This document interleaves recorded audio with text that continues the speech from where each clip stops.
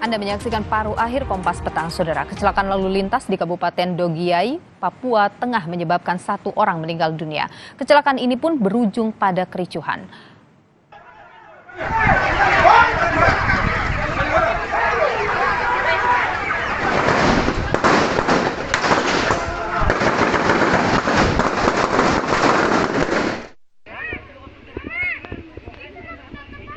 Tersulut emosi karena kecelakaan menewaskan seorang anak berusia 5 tahun, sekelompok warga menyerang sopir truk dan hendak membakar pasar Ikebo.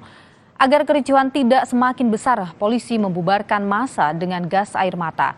Setelah massa bubar, personel gabungan tetap berjaga di kampung Ikebo dan meminta warga tidak terprovokasi.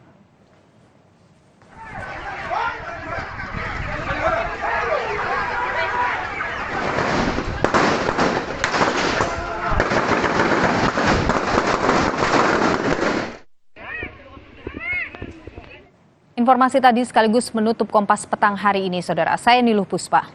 Saya Ihsan Sitorus, terima kasih. Sampai jumpa.